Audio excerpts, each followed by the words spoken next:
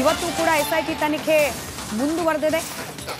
ಅನಾಮಿಕಾ ಕೊಟ್ಟ ಹೇಳಿಕೆ ಆಧಾರದ ಮೇಲೇನೆ ತನಿಖೆ ನಡೀತಾ ಇರೋದು. ಆದರೆ ಆತನ ಬಗ್ಗೆನೇ ಇದೀಗ ಗ್ರಾಮಸ್ಥರಲ್ಲಿ ಕೆಲವರ ಆಕ್ರೋಶ ಹೆಚ್ಚಾಗ್ತಾ ಇದೆ.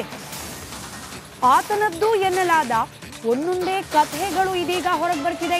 ಇವನು ನಮ್ಗೆ ಗೊತ್ತಿದೆ, ಇವ್ನು ನಮ್ಮ ಬಳಿಯಲ್ಲೇ ಕೆಲಸ ಮಾಡ್ತಿದ್ದ, ಇವನು ಕೆಲಸ ಮಾಡ್ತಿದ್ದ ಸಂದರ್ಭದಲ್ಲಿ ನಾವೆಲ್ಲ ನೋಡಿದ್ದೇವೆ, ಈತ ಏನು ಕೆಲಸ ಮಾಡ್ತಿದ್ದ ಅನ್ನೋದು ಕೂಡ ನಮಗೆ ಗೊತ್ತಿದೆ ಅಂತ ಹೇಳಿ ಆತನದ್ದು ಎನ್ನಲಾದ ಒಂದೊಂದೇ ಕಥೆಗಳು ಇದೀಗ ಹೊರಬರ್ತಾ ಇದೆ ಧರ್ಮಸ್ಥಳ ಗ್ರಾಮಸ್ಥರ ಬಾಯಿಂದ.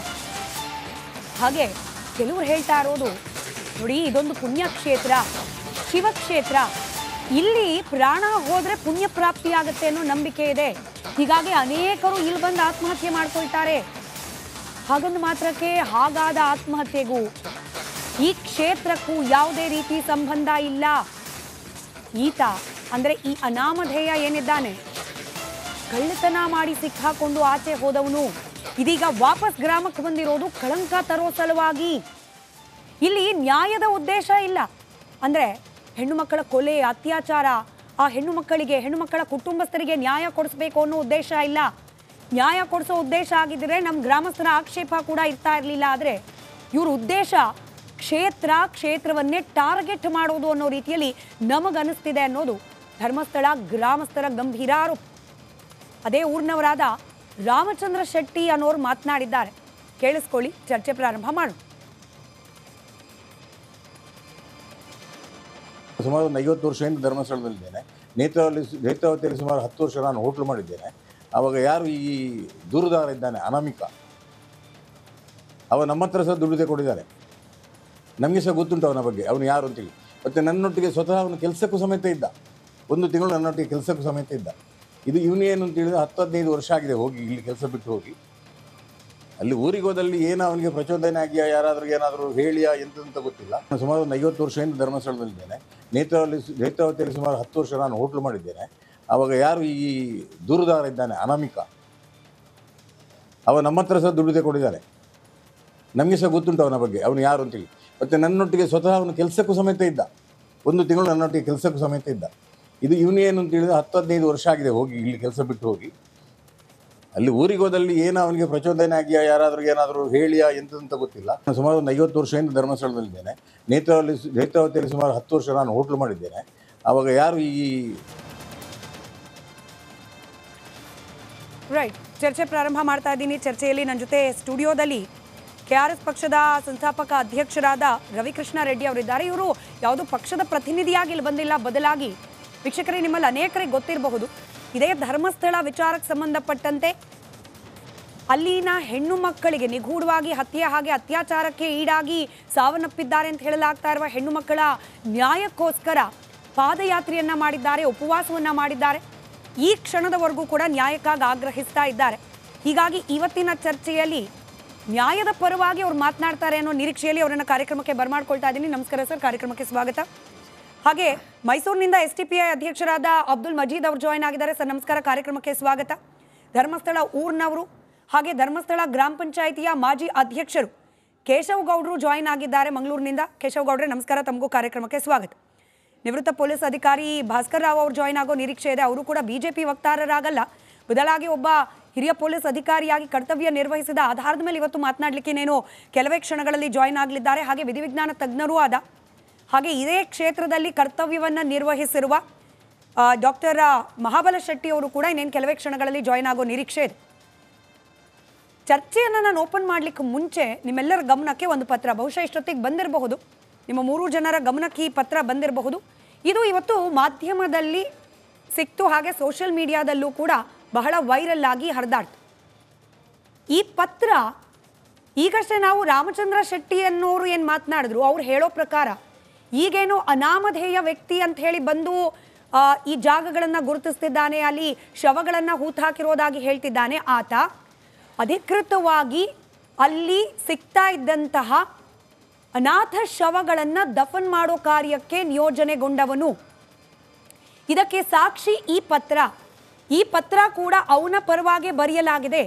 ಆತ ಹೀಗೆ ಹೂತು ಹಾಕಿದ್ದ ಒಂದು ಶವ, ಅದಕ್ಕೆ ಖರ್ಚಾದ 500 ರೂಪಾಯಿ, ಆ 500 ರೂಪಾಯಿಯನ್ನ ಸರ್ಕಾರದ ಕಡೆಯಿಂದ ಅಥವಾ ಪೊಲೀಸ್ ಇಲಾಖೆಯಿಂದ ಕೊಡಿಸಿ ಅಂತ ಹೇಳಿ ಆತ ಬರೆದಿದ್ದಾನೆ ಎನ್ನಲಾದ ಪತ್ರ.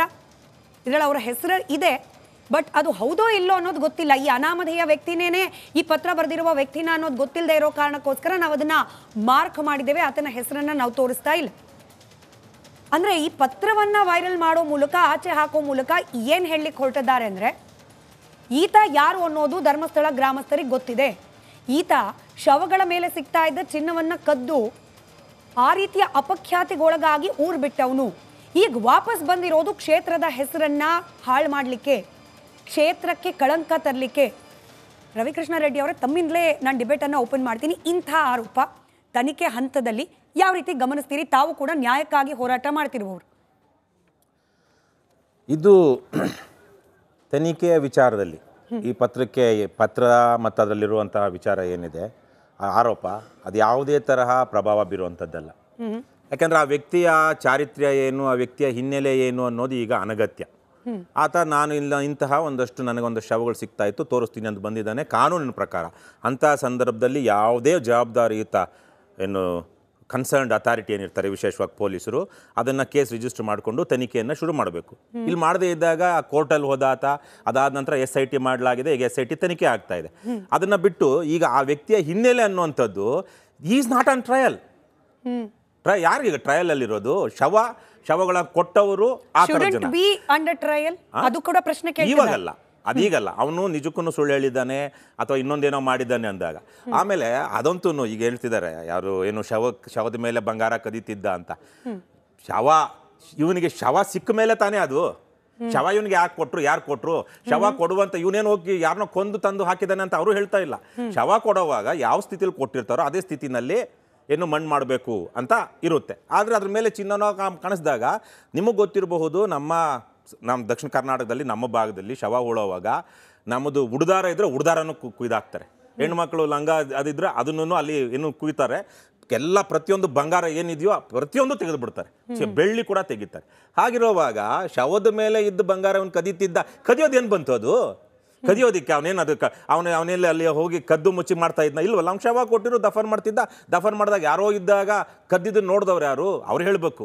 ಯಾಕೆ ಅವ್ರು ಅದನ್ನು ಕದ್ದ ಅಂತ ಯಾಕೆ ಹೇಳ್ತಿದ್ದಾರೆ ಅಂತ. ಹಾಗಾಗಿ ಅದೇನೇ ಇರಲಿ, ಇದು ಅನಗತ್ಯವಾದದ್ದು. ನನಗೆ ಪ್ರಕಾರ ನಾನು ಆ ವಿಚಾರ ಮಾತಾಡೋದಕ್ಕೆ ಬಂದಿಲ್ಲ. ನನ್ನ ಪ್ರಕಾರ ನಾನು ನೋಡಿಲ್ಲ, ಪತ್ರನೂ ನೋಡಿಲ್ಲ.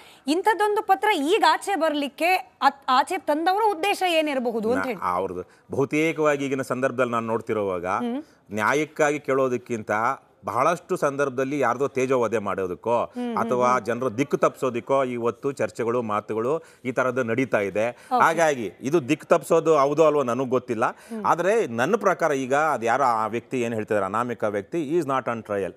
ಅವನದೇನಾದ್ರೂ ಇದ್ರೆ ಅವನ ವಿಚಾರಣೆಗೆ ಬಂದಾಗ ಅಲ್ಲಿ ಇನ್ನು ಮುಂದಕ್ಕೆ ಅವನು he may be on trial, he should be on trial. ಯಾಕಂದ್ರೆ ಕೋರ್ಟ್ಗೆ ಹೋದಾಗ ಅವನು ಸಾಕ್ಷ್ಯನಾದ್ರೂ ಹೇಳಬೇಕಾಗುತ್ತೆ. ಸಾಕ್ಷ್ಯ ಹೇಳಿದಾಗ ಅದನ್ನ ವ್ಯತಿರಿಕ್ಸುವಂಥದ್ದು ಇರುತ್ತೆ. ಹಾಗಾಗಿ ಯಾವುದೇ ಇವನಂತೂ ಈಗ ಸದ್ಯಕ್ಕೆ ನಾವು ಅವನು ಟ್ರಯಲ್ ಮಾಡೋ ಅಗತ್ಯ. ಆಯ್ತು, ಗ್ರಾಮಸ್ಥರು ಹಾಗೆ ಗ್ರಾಮ ಪಂಚಾಯತಿ ಅಧ್ಯಕ್ಷರು ಆದ ಕೇಶವಗೌಡರು ಇದನ್ನೆಲ್ಲ ಕೇಳಿಸ್ಕೊಳ್ತಿದ್ದಾರೆ. ಕೇಶವಗೌಡ್ರೆ, ನಾವು ಈತನೇ ಆತ, ಯಾರು ಚಿನ್ನವನ್ನ ಕಳ್ತನ ಮಾಡ್ತಿದ್ದ ಅನ್ನೋ ಆರೋಪ ಇದೆ, ಆತನೇ ಈತ ಅಂತ ಎಲ್ಲೂ ಹೇಳ್ತಿಲ್ಲ. ನಿಮ್ಮ ಕಿವಿಗೆ ಆ ಸಂದರ್ಭದಲ್ಲಿ ಬಿದ್ದ ಘಟನೆ ಏನು? ಈಗ ರವಿಕೃಷ್ಣ ರೆಡ್ಡಿ ಅವರು ಕರೆಕ್ಟ್ ಪಾಯಿಂಟ್ ಕೇಳಿದ್ರು. ಅರೆ, ಯಾರೋ ಒಬ್ರು ಶವ ತಂದು ಕೊಟ್ಟು ದಫನ್ ಮಾಡೋ ಕಾರ್ಯಕ್ಕೆ ಈತ ಅಧಿಕೃತವಾಗಿ ನೇಮಕವಾದವನಾದ್ರೆ ಆ ಹೆಣದ ಮೇಲಿರೋ ಚಿನ್ನ ಕದಿಲಿಕ್ಕೆ ಅವಕಾಶ ಹೆಂಗಿರುತ್ತೆ? ಅದನ್ನ ಮಾನಿಟರ್ ಮಾಡ್ತಾರಲ್ವ ಎಲ್ರು. ಈ ಆರೋಪ ಯಾಕೋ ಒಂದ್ ಸ್ವಲ್ಪ ತೇಲಿಸ್ದಂಗಿದೆಯಲ್ಲ, ಯಾಕೋ ಲಾಜಿಕಲಿ ಸರಿಯಾಗಿ ಅನಿಸ್ತಿಲ್ವಲ್ಲ ಅಂತ ಹೇಳಿ. ಇದರಲ್ಲಿ ಲಾಜಿಕಲ್ ಆಗಿ ಸ್ವಲ್ಪ ಸ್ಮಾಲ್ ಕರೆಕ್ಷನ್ ಪ್ಲೀಸ್. ನಾವು ಯಾವುದೇ ಅನಾಮಿಕ ವ್ಯಕ್ತಿಯ ಬಗ್ಗೆ ಅಥವಾ ದೂರದರ್ಶನ ವ್ಯಕ್ತಿಯ ಬಗ್ಗೆ ಇಲ್ಲಿ ಹೇಳ್ತಾ ಇಲ್ಲ. ಅವರು ಪ್ರೆಸ್ ರಿಲೀಸ್ ಮಾಡಿದಂತ, ವಕೀಲರು ಪ್ರೆಸ್ ರಿಲೀಸ್ ಮಾಡಿದಂತ ಅದರಲ್ಲಿ ಏನಿತ್ತು ಅಂತ ಹೇಳಿದ್ರೆ, ಒಬ್ಬ ವ್ಯಕ್ತಿ 2014 ಇಸ್ವಿಯಲ್ಲಿ ಧರ್ಮಸ್ಥಳ ಬಿಟ್ಟು ಹೋಗಿದ್ದಾನೆ. 1995ರಿಂದ 2014 ಇಸ್ವಿವರೆಗೆ ಧರ್ಮಸ್ಥಳದಲ್ಲಿ ಕೆಲಸ ಮಾಡಿದ್ದಾನೆ.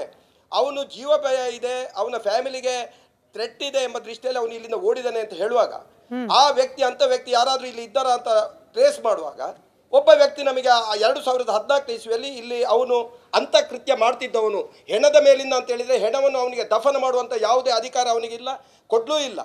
ಪಂಚಾಯತ್ನವರು ಇದನ್ನು, ಅವನು ಪಂಚಾಯತ್ ನೌಕರ ಅಲ್ಲ. ಹಾಗಾಗಿ ದಫನ ಮಾಡಿದ್ದು ಇಲ್ಲಿ ಹ್ಯಾಂಡ್ ಓವರ್ ಮಾಡಿದ ಮೇಲೆ ಅಲ್ಲ, ಹೆಣ ಏನು ಅಲ್ಲಿ ಇರ್ತಿತ್ತೋ ನದಿಯಲ್ಲಿ, ಅಲ್ಲಿ ಡೀಪ್ ಆಗಿ ಇವನು ಮುಳುಗುವಂಥ ಒಬ್ಬ ತಜ್ಞ. ಎಷ್ಟು ಡೀಪ್ ಆಗಿದ್ರೂ ಆ ನದಿಯಲ್ಲಿ ಮುಳುಗಿ ಆ ಹೆಣವನ್ನು ಎತ್ತಿಕೊಂಡು ಬರ್ತಿದ್ದ. ಆ ಹೆಣದಲ್ಲಿ ಏನಾದರೂ ಅಲ್ಲಿ ವ್ಯಾಲ್ಯೂಬಲ್ ವಸ್ತುಗಳು ಕಂಡಾಗ ಅದನ್ನು ಅಲ್ಲೇ ಇಟ್ಟು ಬರ್ತಿದ್ದ, ಕಟ್ಟಿ ಹಾಕಿಕೊಂಡು ಅಲ್ಲೇ ಇಟ್ಟು ಬರ್ತಿದ್ದ, ಅದಕ್ಕೆ ಬೇಕಾದ ಮೆಟೀರಿಯಲ್ ಕೊಂಡು ಹೋಗ್ತಿದ್ದ. ಸಂಜೆ 6 ಗಂಟೆಯ ಮೇಲೆ ಬಂದು ಅದನ್ನು ಎತ್ತಿಕೊಂಡು ಹೋಗಿ ಲೋಕಲ್ ಆಗಿ ಇದರಲ್ಲಿ ಮೊಬೈಲ್ ಇದ್ದರೆ ಸರಿ ಇದ್ದರೆ ಅದನ್ನು ಆತ ಹೆಚ್ಚಿನ ಬೆಲೆಗೆ ಮಾರಾಟ ಮಾಡ್ತಿದ್ದ. ಹಣ ಇದ್ದರೆ ಅದನ್ನು ಇಲ್ಲಿ ಚಿಲ್ಲರೆ ಹಣವನ್ನು ಅವನು ಲೋಕಲ್ ಪರ್ಸನ್ಸ್ಗೆ ಕೊಡ್ತಾ ಇದ್ದ. ಏನಾದರೂ ಚಿನ್ನ ಬೆಳ್ಳಿ ಇಂಥದನ್ನು ಇದ್ದರೆ ಅವನು ಉಜಿರೆ ವ್ಯಾಪಾರಸ್ಥರಿಗೆ ಹೋಗಿ ಮಾರಾಟ ಮಾಡ್ತಿದ್ದ ಅಂತ ಹೇಳುವಂಥ ಆರೋಪ ಅವನ ಮೇಲೆ ಇತ್ತು. ಆ ವ್ಯಕ್ತಿಯೇ ಈ ವ್ಯಕ್ತಿ ಅಂತ ನಾವು ಎಲ್ಲೂ ಕೂಡ ಹೇಳ್ತಾ ಇಲ್ಲ. ಒಂದ್ ನಿಮಿಷ ಒಂದು ಚಿಕ್ಕ ಕ್ಲಾರಿಫಿಕೇಶನ್ ಕೇಶವ್ ಗೌಡ್ರೆ, ಈತ ಅಧಿಕೃತವಾಗಿ ನೇಮಕವಾದ ಶವಗಳನ್ನ, ಅನಾಥ ಶವಗಳನ್ನ ದಫನ್ ಮಾಡ್ಲಿಕ್ಕೆ ಅಧಿಕೃತವಾಗಿ ನೇಮಕಗೊಂಡಾತ ಅಲ್ಲ. ನೀವೀಗ ಯಾರ ಬಗ್ಗೆ ಹೇಳಿದ್ರಿ ಆತ ಅಲ್ಲ. ಹಾ, ಎಕ್ಸಾಕ್ಟ್ಲಿ. ನಾನು ನನ್ನ ವೀಕ್ಷಕರಿಗೆ ಒಂದೇಗಳಿಗೆ ಅಲ್ಲಿಗೆ ನಾವು ಈ ಚರ್ಚೆ ನಡೆಸ್ತಿರೋದೇ ಇಂಥ ವಿಚಾರಗಳು ಆಚೆ ಬರಲಿ ಅಂತ ಹೇಳಿ. ಅಲ್ಲಿಗೆ ಕೇಶವ್ ಗೌಡ್ರು ಹೇಳೋ ಮಾಹಿತಿ ಪ್ರಕಾರ ಆತ ಅಧಿಕೃತವಾಗಿ ನೇಮಕಗೊಂಡ ವ್ಯಕ್ತಿಯಲ್ಲ, ಕಳ್ಳ ಅಂತ ಹೇಳಿ ಯಾರ ಮೇಲೆ ಆರೋಪ ಇತ್ತು ಆತ. ಈಗ ಅಧಿಕೃತವಾಗಿ ನೇಮಕಗೊಂಡವನಲ್ಲ ಅಂದ್ರೆ ಈ ಪತ್ರ ಅವನದಲ್ಲ ಅಲ್ವಾ? ಅಧಿಕೃತವಾಗಿ ನೇಮಕಗೊಂಡವನಾಗಿದ್ದಿದ್ರೆ ಮಾತ್ರ ಪೊಲೀಸ್ ಇಲಾಖೆಗೆ ನಾನು ಶವ ದಫನ್ ಮಾಡಿದ್ದೇನೆ. ಹೇಳಿ. ಅಧಿಕೃತವಾಗಿ ನೇಮಕಗೊಂಡದಂದ್ರೆ ಪಂಚಾಯತಿನ ಯಾರು ಕೂಡ ಪಂಚಾಯತಿಗೆ ಯಾವಾಗ ರಿಕ್ವೆಸ್ಟ್ ಲೆಟರ್ ಬರ್ತದ ಪೊಲೀಸ್ನವರಿಗೆ, ಆಗ ಅಲ್ಲಿಂದ ಪಂಚಾಯತ್ ನೌಕರರು ಹೋಗಿ ಅದನ್ನು ದಫನ ಮಾಡ್ತಾರೆ. ಇಲ್ಲಿ ಒಬ್ಬ ಇದ್ದಂಥ ವ್ಯಕ್ತಿ 2014ರಲ್ಲಿ ಬಿಟ್ಟು ಹೋದಂಥ ವ್ಯಕ್ತಿ ಅಂತ ನಮ್ಮ ಏನು ನೌಕರರಿದ್ರು 1-2 ಜನ ಇದ್ದಾಗ 1-2 ಜನರಿಂದ ಹೆಣ ಹುಡ್ಲಿಕ್ಕೆ ಸಾಧ್ಯವೇ ಇಲ್ಲ. 1-2 ಜನ ಅಲ್ಲಿ ಎಕ್ಸ್ಟ್ರಾ ಬೇಕಾಗ್ತದೆ. ಆಗ ಕ್ಷೇತ್ರದಲ್ಲಿ ಇರುವಂಥ ಯಾರಾದರೂ ನೌಕರರಿದ್ರೆ ಅವರನ್ನು ನಾವು ಅಸಿಸ್ಟ್ ಮಾಡಿ ಅಂತೇಳಿ ಪಂಚಾಯತಿಂದ ರಿಕ್ವೆಸ್ಟ್ ಮಾಡುವಾಗ ಅವರು 2 ಜನರನ್ನು ಕಳಿಸ್ತಾ ಇದ್ರು. ಅದು ಆಫ್ ದ ಡ್ಯೂಟಿ 6 ಗಂಟೆ ಮೇಲೆ ಆದರೆ ಅವರು ಅಲ್ಲಿ ಹೇಳಬೇಕು ಅಂತಿಲ್ಲ, ಅವರಷ್ಟಕ್ಕೆ ಬರ್ತಿದ್ರು. ಯಾವ ಲೈಕ್ ಮಾಡಿ ಹೆಣ ಹೂಳ್ಬೇಕಾದ್ರೂ ಒಬ್ಬರಿಗೆ ಆ ಮನಸ್ಸು ಬೇಕು. ಆಮೇಲೆ ಅದಕ್ಕೆ ಎಕ್ಸ್ಟ್ರಾ ಪೇಮೆಂಟ್ ನಾವು ಕೊಡ್ತಿದ್ದೆವು. ಯಾರೊಟ್ಟಿಗೆ ಅಂತ ಹೇಳಿದ್ರೆ ಪಂಚಾಯತ್ನ ಅಧಿಕೃತ ನೌಕರರ ನಾವು ಹೆಸರಲ್ಲಿ ವೋಚರ್ ಮಾಡಿ ನಾವು ಕೊಡ್ತಿದ್ದೆವು. ಬಿಟ್ಟು ಈ ವ್ಯಕ್ತಿ ಅವನು ಯಾವುದೇ ರೀತಿಯಲ್ಲಿ ಅಲ್ಲ ಅಂತ ಹೇಳಿದ್ದು ನಾನು ಹಾಗೆ, ಅವನು ಅಧಿಕೃತ ದಫನ ಮಾಡುವವನಲ್ಲ ಅಂತ ಹೇಳಿದ್ದು ಆ ದೃಷ್ಟಿಯಲ್ಲಿ ಹೇಳಿದ್ದು. ಓಕೆ. ಮಹಾಬಲ್ ಶೆಟ್ರು ಕೂಡ ಜಾಯಿನ್ ಆಗಿದ್ದಾರೆ ಅಂತ ಹೇಳಿ ನನಗೆ ಮಾಹಿತಿ ಬಂತು. ಸರ್ ನಮಸ್ಕಾರ, ನನ್ನ ಧ್ವನಿ ಕೇಳ್ತಾ ಇದ್ರೆ ಸ್ವಾಗತ ತಮಗೂ ಕೂಡ. ಈಗಿರೋ ಕನ್ಫ್ಯೂಷನ್ ಅದು ಸರ್, ಅಂದ್ರೆ ಯಾರೋ ಒಬ್ಬ ವ್ಯಕ್ತಿ ಇದ್ದ, ಆತನಿಗೆ ಇದೇ ಜವಾಬ್ದಾರಿ. ಯಾವೆಲ್ಲ ಅನಾಥ ಶವಗಳು ಸಿಗತ್ತೆ ಅದನ್ನ ದಫನ್ ಮಾಡಲಿಕ್ಕೆ ಪೊಲೀಸರಿಗೆ ಸಹಕಾರ ಕೊಡೋದು, ಗ್ರಾಮ ಪಂಚಾಯತಿಗೆ ಸಹಕಾರ ಕೊಡೋದು. ಅದರ ಜೊತೆಗೆ ಇನ್ನೊಬ್ಬ ಇದ್ದ, ಅಥವಾ ಆತನೇ ಈತ ಇರಬಹುದೇನೋ ಅದೊಂದು ಗೊಂದಲ ಇದೆ. ಅವನು ಅಧಿಕೃತವಾಗಿ ನೇಮಕಗೊಂಡವನಾಗಿರ್ಲಿಲ್ಲ ಆದರೂ ಕೂಡ ಈ ರೀತಿ ಆ ನದಿ ಒಳಗಡೆ ಸಿಗ್ತಾ ಇದ್ದ ಶವಗಳು, ಅದ್ರ ಮೇಲಿದ್ದ ಚಿನ್ನ ಇದನ್ನೆಲ್ಲ ಕದೀತಿದ್ದ. ಈಗ ನೀವು ಅಲ್ಲೇ ಇದ್ದವರು, ನಿಮ್ಮ ಗಮನಕ್ಕೆ ಬಂದ ಹಾಗೆ ಈ ಪ್ರಕ್ರಿಯೆ ಹೇಗೆ ನಡೀತಿತ್ತು ಸರ್, ಪ್ರಾಸೆಸ್? ನಾನು ನಿಮ್ಮನ್ನ ಆತ ಇವನ ಅಲ್ವಾ ಅಂತೇಳಿ ನಾನು ಆ ಪ್ರಶ್ನೆ ನಿಮ್ಮನ್ನು ಕೇಳೋದಿಲ್ಲ. ನಾನು ಕೇಳ್ತಿರೋದು ಇಷ್ಟೇ, ಆ ಪ್ರಕ್ರಿಯೆ ಹೆಂಗ್ ನಡೀತಿತ್ತು? ಯಾವುದೋ ಒಂದು ಶವ ಸಿಕ್ತು. ಒಂದ್ ನಿಮಿಷ ಇರುವಲ್ಲ, ಲೆಟ್ ಮಿ ಮಹಾಬಲ್ ಶೆಟ್ರು, ಅದ್ರ ಕಮೆಂಟ್ ಕೊಡ್ಲಿಕ್ಕೆ ನಾನು ಯೋಗ್ಯ ವ್ಯಕ್ತಿ ಅಲ್ಲ ಅಂತ ಭಾವಿಸ್ತೇನೆ. ಇಲ್ಲ ಮಹಾಬಲ್ ಶೆಟ್ರು, ನಾನು ಕೇಳ್ತಿರೋದು ಪ್ರಕ್ರಿಯೆ ಹೇಗ್ ನಡೀತಾ ಇತ್ತು? ಯಾವುದೋ ಒಂದು ಅನ್ಐಡೆಂಟಿಫೈಡ್ ಬಾಡಿ ಸಿಕ್ತು, ಅದನ್ನ ದಫನ್ ಮಾಡೋವರೆಗೂ ಆ ಪ್ರಕ್ರಿಯೆಗಳು ಯಾರ ಜವಾಬ್ದಾರಿ ಇರ್ತಿತ್ತು? ಅದು ಪೊಲೀಸರ ಜವಾಬ್ದಾರಿ. ಪೊಲೀಸರು ಮತ್ತು ಪಂಚಗಳು 5 ಪಂಚಾಯತಿದ 5 ಜನ ಪ್ರಮುಖರು ಇಟ್ಕೊಂಡು ಅವ್ರ ಎದುರಿಗೆ ದಫನ್ ಮಾಡ್ತಿದ್ರು. ಇನ್ಕ್ವೆಸ್ಟ್ ಪ್ರಿಪೇರ್ ಮಾಡುವಾಗಲೇ 5 ಜನ ಇರ್ತಿದ್ರು. ಅದನ್ನು ಅವ್ರ ಫೋಟೋ ತೆಗೆದು, ಅವಾಗ ಕ್ಯಾಮರಾ ಇರ್ತಿತ್ತು ಇಲ್ಲೋ ನನಗೆ ಗೊತ್ತಿಲ್ಲ, ಬಟ್ ಫೋಟೋ ಕ್ರಮ ಪ್ರಕಾರ ಫೋಟೋ ತೆಗಿಬೇಕು. ಫೋಟೋ ತೆಗೆದು ನಮ್ಗೆ ಅಟಾಪ್ಸಿ ಮಾಡ್ಲಿಕ್ಕೆ ಕೊಟ್ಟು, ಅಟಾಪ್ಸಿ ಮಾಡಿದ ನಂತರ ನಾವು ಬಿಟ್ಟು